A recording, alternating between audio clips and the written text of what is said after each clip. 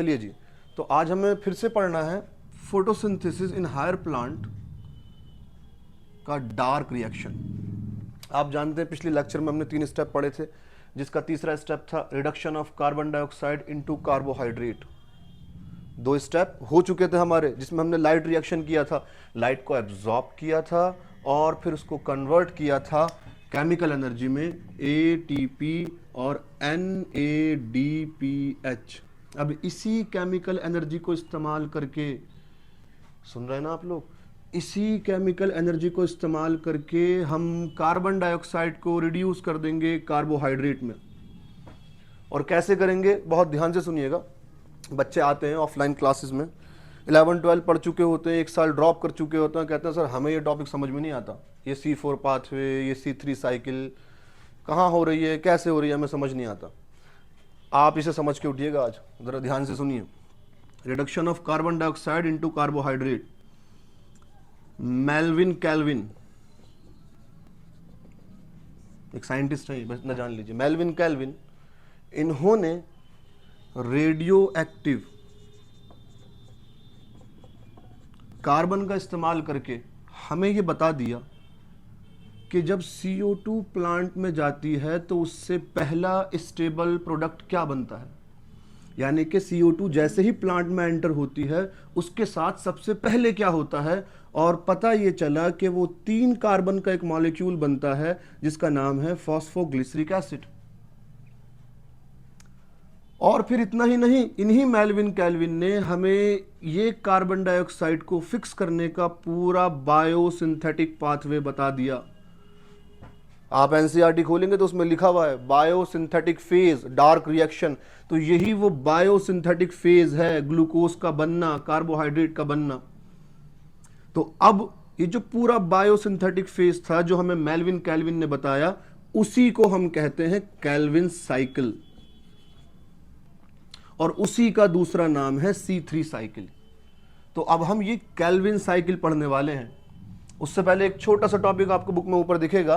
वो टॉपिक ये कहता है NCERT में कि जब मेल्विन कैल्विन ने ये कहा कि एक कार्बन ये जाता है जिससे 3 कार्बन का फॉस्फोग्लिसरिक एसिड बनता है, तो लोगों ने कहा जाहिर सी बात है इसको एक्सेप्ट करने वाला जो मॉलिक्यूल होगा वो 2 कार्बन का होगा। 2 कार्बन ये, 1 कार्बन ये, और मिलकर 3 कार्बन बनते होंगे। लेकिन ये बात गलत थी। बाद में हमें पता चला कि वो मॉलिक्यूल जो इस कार्बन को एक्सेप्ट करता है वो 2 कार्बन का नहीं, 5 कार्बन का है। वो मॉलिक्यूल जो इस कार्बन डाइऑक्साइड को, इस कार्बन को एक्सेप्ट करता है, अपने साथ जोड़ता है, वो 2 कार्बन का नहीं, 5 कार्बन का है। तो फिर 5 और 1 तो 6 होते हैं, ये 3 कैसे बने? हाँ, ये 3 ऐसे बने कि ये 5 कार्बन का मॉलिक्यूल इस 1 को एक्सेप्ट करके 3 कार्बन के 2 मॉलिक्यूल बनाता है। 3 कार्बन के फॉस्फोग्लिसरिक एसिड 2 मॉलिक्यूल बनते हैं, और इसी से शुरू होती है कैल्विन साइकिल, जो हमारा अगला टॉपिक है। जरा इधर ही अपना ध्यान रखिएगा। अब हम पढ़ने जा रहे हैं कैल्विन साइकिल, जिसके 3 स्टेप आपको पढ़ने हैं। सबसे पहला स्टेप कार्बोक्सिलेशन, दूसरा स्टेप रिडक्शन, और तीसरा स्टेप रीजनरेशन। बहुत आसान सा टॉपिक है। इधर देखिए, अब साइकिल चलने वाली है। ये 5 कार्बन का, जिसका नाम है RUBP, राइबोलोज बिसफॉस्फेट, 5 कार्बन का मॉलिक्यूल है ये, जिसे प्राइमरी एक्सेप्टर बोलते हैं। सबसे पहले कार्बन को एक्सेप्ट करने वाला। इससे आके कार्बन डाइऑक्साइड जुड़ेगी, इससे आके कार्बन डाइऑक्साइड जुड़ेगी,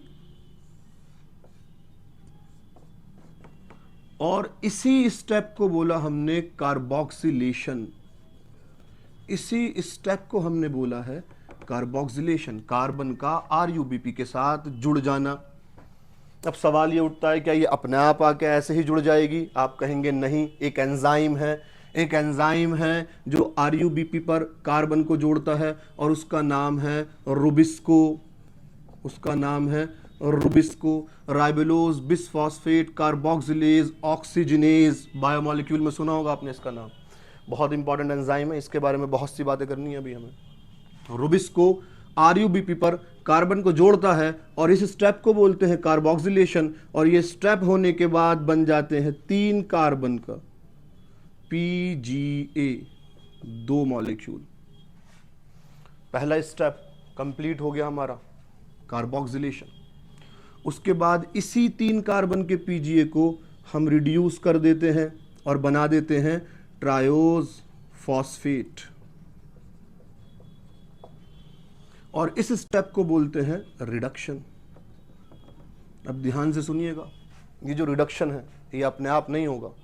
अब यहां जरूरत पड़ेगी उस केमिकल एनर्जी की जो हमने बनाई थी लाइट रिएक्शन में, ATP और NADPH। आप कहेंगे इस PGA को रिड्यूस करने में ये जो 2 मॉलिक्यूल थे हमारे 2 ATP खर्च हो गए और 2 NADPH खर्च हो गए, तब कहीं जाके ये PGA रिड्यूस हुआ और ट्रायोस फॉस्फेट बना।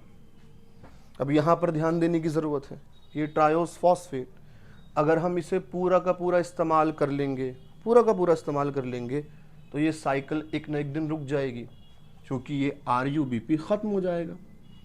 इसलिए इस केल्विन साइकिल में हम यहां से एक कार्बन को तो फिक्स कर देते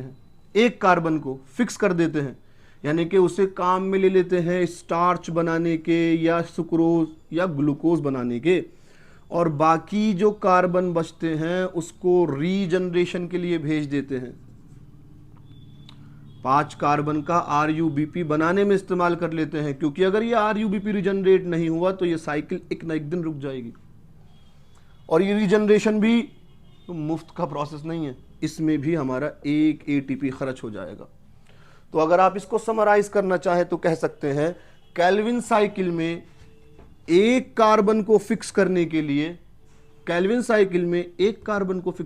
लिए 3 ATP इस्तेमाल हुए और 2 NADPH इस्तेमाल हुए, और हमारा एक कार्बन फिक्स हो गया।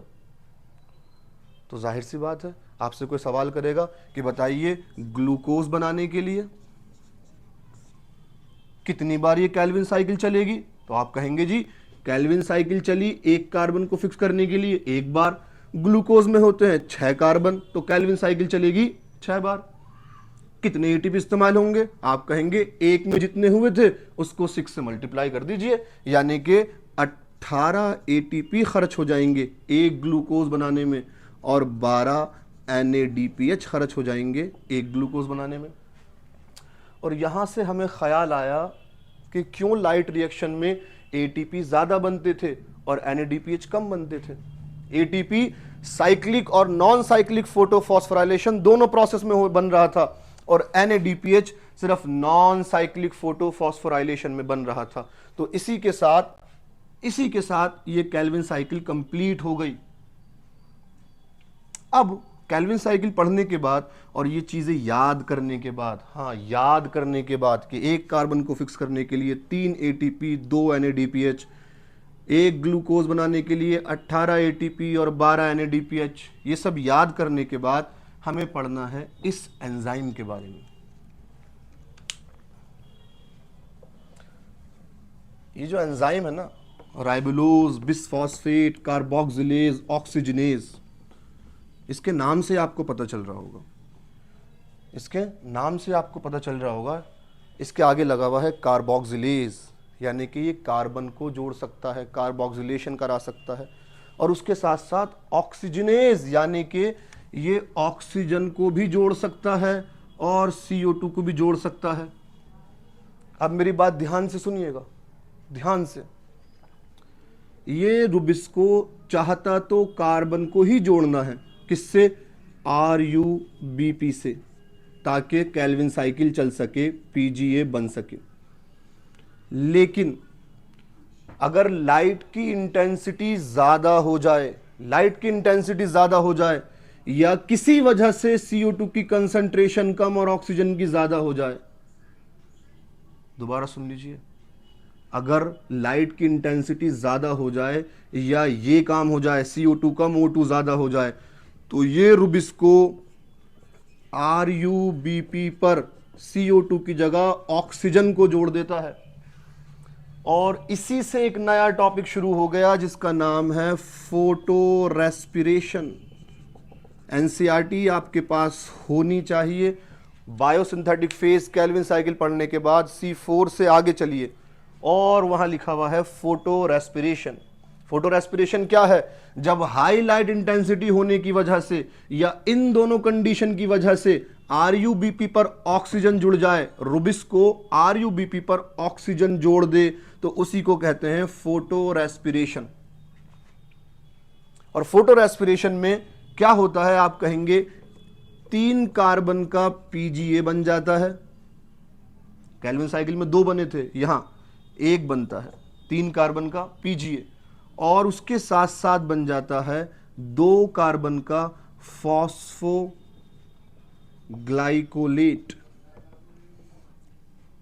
और ये जो फोटो रेस्पिरेशन है, जो हाईलाइट इंटेंसिटी में हुई है, जिसमें 1 मॉलिक्यूल PGA का बन गया, 1 मॉलिक्यूल फॉस्फोग्लाइकोलेट का बन गया, इसमें हमारा नुकसान हुआ, इसमें प्लांट्स का नुकसान हुआ। और हमें इस फोटो रेस्पिरेशन का काम अभी तक समझ नहीं आया, ये वेस्टेज है। हमारी नज़र में प्लांट में ये एक वेस्ट प्रोसेस है जिसमें 2 PGA नहीं बन पाते और ये फॉस्फोग्लाइकोलेट बन जाता है, जिसमें प्लांट का नुकसान होता है, एनर्जी भी ज़्यादा खर्च होती है और कार्बन भी वेस्ट होता है। इसलिए प्लांट ये चाहते हैं फोटो रेस्पिरेशन ना हो, ये एक वेस्ट प्रोसेस है, ध्यान रखिएगा। क्या है फोटो रेस्पिरेशन? जब रुबिस्को RuBP पर कार्बन की जगह ऑक्सीजन को जोड़ दे तो उसको फोटो रेस्पिरेशन कहते हैं, जिसके नतीजे में जिसका रिजल्ट ये होता है 3 कार्बन का एक PGA बनता है, 2 कार्बन का एक फॉस्फोग्लाइकोलेट बनता है, और जिसका काम वेस्ट है। ये काम प्लांट चाहते हैं ना हो। और ये काम कब होता है? आप कहेंगे जब लाइट इंटेंसिटी बहुत ज़्यादा होती है, जब लाइट इंटेंसिटी बहुत ज़्यादा होती है या कार्बन डाइऑक्साइड की कंसंट्रेशन कम हो जाती है, तब फोटो रेस्पिरेशन हो जाता है। अब आपकी समझ में आ गया होगा केल्विन साइकिल भी और फोटो रेस्पिरेशन भी। कब होती है फोटो रेस्पिरेशन? आप कहेंगे जी जब लाइट की इंटेंसिटी बहुत ज़्यादा होती है और या CO2 की कंसंट्रेशन ज़्यादा हो जाए। अब बहुत ध्यान से मेरी बात सुनिएगा। खैर, ध्यान से क्या कहूँ मैं, आपका ध्यान लगाना बड़ा मुश्किल है। आपके ख्याल ही कंट्रोल नहीं होते अपने आप से, आपके ख्याल भटकते रहते हैं। जब खाते हो तो पढ़ाई के बारे में सोचते हो, पढ़ते हो तो दोस्तों के साथ घूमने के बारे में सोचते हो, और जब दोस्तों के साथ होते हो तो काम की टेंशन लेते हो, इधर उधर की टेंशन लेते हो। तो जिस दिन तुमने अपने ख्यालों को कंट्रोल कर लिया ना, उस दिन तुम्हारी आधी परेशानी दूर हो जाएगी। तुम्हारी परेशानी यही है कि तुम अपने ख्यालों को कंट्रोल नहीं कर पाते। खैर, कंट्रोल करके ज़रा ध्यान दीजिए ख्यालों को अपने। केल्विन साइकिल हम पढ़ चुके हैं और सवाल ये उठा कि जो फोटो रेस्पिरेशन है ये हाई लाइट इंटेंसिटी में होता है, तो वो प्लांट क्या करें जो रहते ही ऐसी जगह पर हैं जहां हमेशा हाई लाइट इंटेंसिटी हो। वो प्लांट क्या करें जो रहते ही ऐसी जगह पे हैं जहां लाइट की इंटेंसिटी बहुत ज़्यादा हो। और वो प्लांट कौन से हैं? आप कहेंगे वो प्लांट सॉर्गम है, वो प्लांट मेज है। मेज और सॉर्गम ये रहते ही हाईलाइट इंटेंसिटी में है। तो इन्होंने फोटो रेस्पिरेशन से बचने का एक पूरा रास्ता निकाल लिया है। इन प्लांट्स ने जो रहते ही हाई लाइट इंटेंसिटी में है, उन्होंने फोटो रेस्पिरेशन से बचने का पूरा एक रास्ता निकाल लिया है, और उसी रास्ते को कहते हैं C4 पाथवे। और उसी रास्ते का दूसरा नाम है हैच एंड स्लैक पाथवे।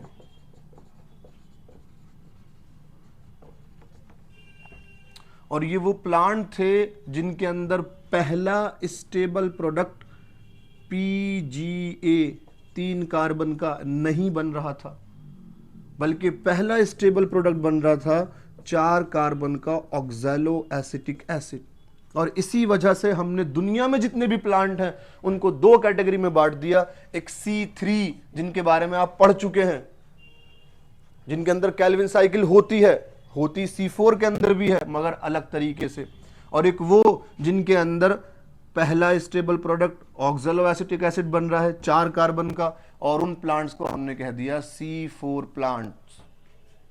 तो अब हम पढ़ने जा रहे हैं, अरे ओवरफ्लो तो नहीं हो गया आपके पढ़ते पढ़ते, जरा ध्यान दीजिएगा इधर, फिर से ध्यान को कह रहा हूं मैं। अब हम पढ़ने जा रहे हैं वो C4 पाथवे, फोटो रेस्पिरेशन से बचने का तरीका। तो जरा इधर देखिए, फोटो रेस्पिरेशन से बचने का तरीका C4 पाथवे,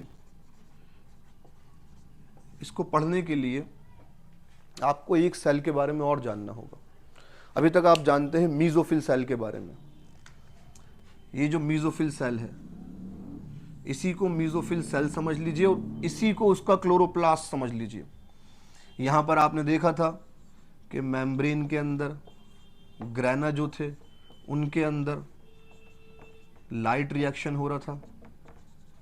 लाइट रिएक्शन में ऑक्सीजन बन रही थी, NADPH बन रहा था और ATP बन रहा था, और यहां पर डार्क रिएक्शन हो रहा था जो अभी हमने पढ़ा केल्विन साइकिल। और केल्विन साइकिल में RuBp पर रुबिस्को CO2 को जोड़ रहा था। लेकिन जब लाइट की इंटेंसिटी ज़्यादा हुई, यानी कि वो प्लांट जो रहते ही ऐसी जगह पर हैं जहाँ पर लाइट की इंटेंसिटी ज़्यादा है, उनके लिए एक परेशानी ये है कि ये रुबिस्को CO2 की जगह ऑक्सीजन को जोड़ देता है और प्रोसेस हो जाता है फोटो रेस्पिरेशन। तो इन प्लांट ने क्या तरीका निकाला, इन्होंने कहा इस रुबिस्को को इस सेल से हटा दो, रुबिस्को को मीजोफिल सेल से ही हटा दो, ना रुबिस्को होगा ना ऑक्सीजन RuBp पर जुड़ेगी, और एक नए सेल की बात अब आपको सुननी है जिसका नाम है bundle sheath cell. Bundle sheath cell, और ये बंडल शीट सेल, इसकी वॉल्स जो हैं वो इम्परवियस हैं, यानी कि ऐसी वॉल हैं जिसमें से गैस का एक्सचेंज भी नहीं हो सकता। और उन्होंने कहा रुबिस्को को इस सेल में ले आओ, रुबिस्को को बंडल शीट सेल में ले आओ। ना रुबिस्को के पास ऑक्सीजन होगी क्योंकि लाइट रिएक्शन होगा मीजोफिल सेल में। अब जरा ध्यान देने की बात है, यहां पर लाइट रिएक्शन नॉन साइक्लिक जिसमें ऑक्सीजन बन रही थी वो होगा मीजोफिल सेल में, और बंडल शीट सेल में लाइट रिएक्शन का सिर्फ साइक्लिकल प्रोसेस होगा क्योंकि यहाँ पर ग्रेना नहीं है, सिर्फ थाइलाकॉइड है और लेमेले है। इसलिए यहाँ पर प्रोसेस तो होगा लाइट रिएक्शन, लेकिन ऑक्सीजन नहीं बनेगी, सिर्फ बनेगा ATP, क्योंकि यहाँ पर सिर्फ साइक्लिक फोटोफॉस्फोराइलेशन होगी। अब वापस बंडल शीट सेल पे आते हैं, और रुबिस्को नीचे आ चुका है, इससे कार्बन को जुड़वाना है, लेकिन कार्बन डाइऑक्साइड इस सेल में एंटर नहीं कर सकती क्योंकि इसकी वॉल्स हमने ऐसे बनाई हैं, प्लांट्स ने ऐसी बनाई है कि ना तो CO2 अंदर बाहर आ सकती है ना ऑक्सीजन अंदर बाहर जा सकती है। तो इसलिए CO2 एंटर तो करेगी मीजोफिल सेल से, मीजोफिल सेल से CO2 एंटर करेगी और बाइकार्बोनेट बन जाएगी, यानी कि इनिशियल कार्बोक्सिलेशन जो होना है, कार्बन को सबसे पहली बार जो जुड़ना है वो मीजोफिल सेल में ही होगा, C4 प्लांट के अंदर भी। और C4 प्लांट के अंदर जो प्राइमरी एक्सेप्टर होगा वो होगा फॉस्फोइनॉल पायरुवेट 3 कार्बन का, जो एक कार्बन को अपने साथ जोड़ेगा और बना देगा 4 कार्बन का ऑक्सैलो एसिटिक एसिड। अभी मैंने 5 मिनट पहले यही कहा था कि C4 प्लांट वो होते हैं जिनके अंदर पहला स्टेबल प्रोडक्ट 4 कार्बन का ऑक्सैलो एसिटिक एसिड बनता है। ये बन गया। अब इस ऑक्सैलो एसिटिक एसिड को बदलेंगे मैलिक एसिड में, और जब इस ऑक्सैलो एसिटिक एसिड को मैलिक एसिड में बदलेंगे तो यहां पे NADPH यूज होगा, NADPH। बन जाएगा NADP+। इस स्टेप पे नज़र रखिएगा ज़रा, NADPH बन चुका है NADP+। अब ये मैलिक एसिड जाएगा नीचे, C4 पाथवे चल रही है, मीजोफिल सेल में इनिशियल कार्बोक्सिलेशन हो चुका है। पहला कार्बोक्सिलेशन, कार्बन को पेप ने एक्सेप्ट करा और बना दिया 4 कार्बन का ऑक्सैलो एसिटिक एसिड, फिर उसको बदला मैलिक एसिड में और वो गया बंडल शीट सेल में। बंडल शीट सेल में मैलिक एसिड दोबारा बनेगा ऑक्सैलो एसिटिक एसिड। अब यहाँ पर जिन बच्चों ने ये पहली बार देखा है वो परेशान हो गए कि जब ऑक्सैलो एसिटिक एसिड ही बनाना था तो इसी को नीचे ले जाते। सुन रहे हैं ना मेरी बात आप? ऑक्सैलो एसिटिक एसिड ही नीचे लेके जाना था तो ये और ये क्यों हुआ? इसके लिए आपको इस पूरी कहानी को दिमाग में बिठाना पड़ेगा।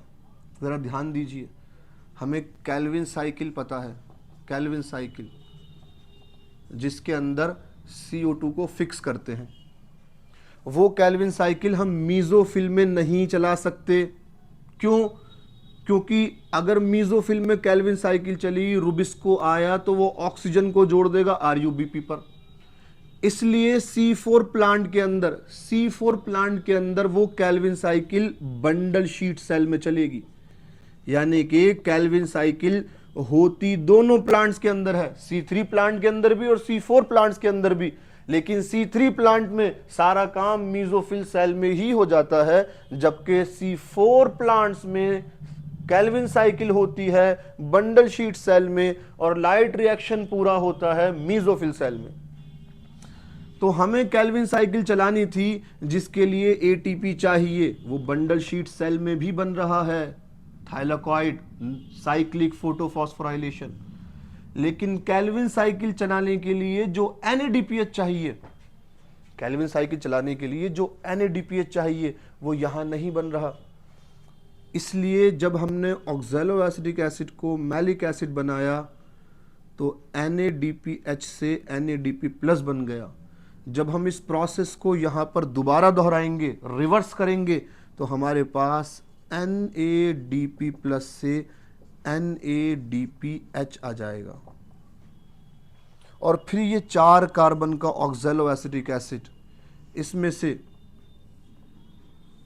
एक कार्बन केल्विन साइकिल में फिक्स होने चला जाएगा। वही केल्विन साइकिल चल जाएगी, कार्बोक्सिलेशन TGA बनेगा, रिडक्शन ट्रायोस फॉस्फेट बनेगा, और 3 कार्बन का पायरुविक एसिड